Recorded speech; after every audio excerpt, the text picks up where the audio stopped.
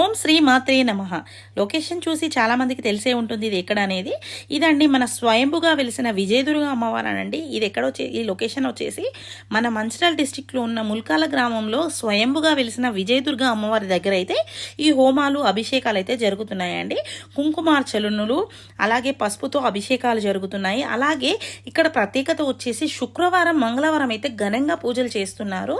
ఇప్పటికే చాలా వరకు జనాలకైతే భక్తులందరికీ విజయదుర్గ అమ్మవారి యొక్క శక్తి అయితే తెలిసింది. చాలామంది నమ్మకంతో వెళ్తున్నారు, కోరిన కోరికలు నెరవేరుతున్నాయి, ముడుపులు వేస్తున్నారు. అండ్ మన దగ్గరలో ఇలా అమ్మవారు వెలవడం అనేది మనం నిజంగా అదృష్టంగా ఫీల్ అవ్వాలి. ఎందుకంటే చాలామంది ఎక్కడెక్కడో తిరుగుతారు, ఏదో ఒక నమ్మకం దేవుడు అంటే. ఆ దేవుడు అనేది మన ఏరియాలోనే ఇక్కడ వెలిసిందని అంటే అది నిజంగా మనం అదృష్టంగా ఫీల్ అవ్వాలి.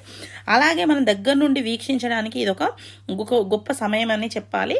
అయితే ఇక్కడ వచ్చేసి మనకు శుక్రవారం మంగళవారం అయితే ఘనంగా పూజలు జరుగుతున్నాయి అని చెప్పాను కదా. అయితే శుక్రవారం వచ్చేసి అమ్మవారికి అభిషేకం అనేది 7:30 అలా జరుగుతుంది. ఆ అమ్మవారి దర్శన హారతి కార్యక్రమం జరుగుతుంది 7:30 నుంచి 8:30 వరకు. అయితే పొద్దున ఉదయం 5 గంటలకే అమ్మవారి అభిషేకాలు అయితే జరుగుతాయండి. అండ్ ఇందులో గొప్పతనం ఏంటంటే సంతానం లేని వారికి అమ్మవారి అభిషేక పసుపు సంతాన ప్రసాదముగా అందిస్తున్నారంట. అందుకే 8 గంటలకు సహస్రనామ కుంకుమార్చన, 9 గంటలకు సహస్రనామ పుష్పార్చన, ఇలా 10 గంటలకు నైవేద్య నివేదన, మధ్యాహ్నం 12:30 హారతి కార్యక్రమం అయితే నిర్వహించబడుతుంది. సో తప్పకుండా సంక్రాంతికి వచ్చిన వాళ్ళు, మన లోకల్లో ఉన్న వాళ్ళు కానీ దగ్గరలో ఉన్న వాళ్ళు కానీ ఒక్కసారి వెళ్ళి స్వయంభుగా వెలిసిన అమ్మవారిని అయితే దర్శించుకోండి. ఎందుకంటే సంతానం గురించి చాలామంది బాధపడుతున్నారు ఈ రోజుల్లో.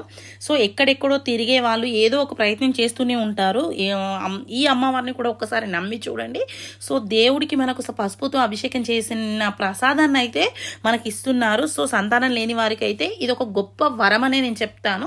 ఎందుకంటే నాకు తెలిసిన ఇన్ఫర్మేషన్ ఈ నా వీడియో ద్వారా ఎవరికో కొంతమందికన్నా ఉపయోగపడాలని చెప్పేసి అయితే ఈ వీడియో నేను అప్లోడ్ చేస్తున్నాను. సో వీలైన వాళ్ళు ఎవరైనా ఇలాంటి సమస్యతో బాధపడుతున్న వాళ్ళు మాత్రం వెళ్ళి ఒకసారి సహస్రనామం కుంకుమార్చన కానీ సహస్రనామం పసుపు అభిషేకం చేసింది కానీ ఒక్కసారి వెళ్ళి అమ్మవారిని దర్శించుకొని తీసుకోండి. అండ్ నా వీడియో కనుక నచ్చినట్టయితే చిన్న లైక్ వేసి నన్ను సపోర్ట్ చేయండి. ఇంకా ఛానల్ సబ్స్క్రైబ్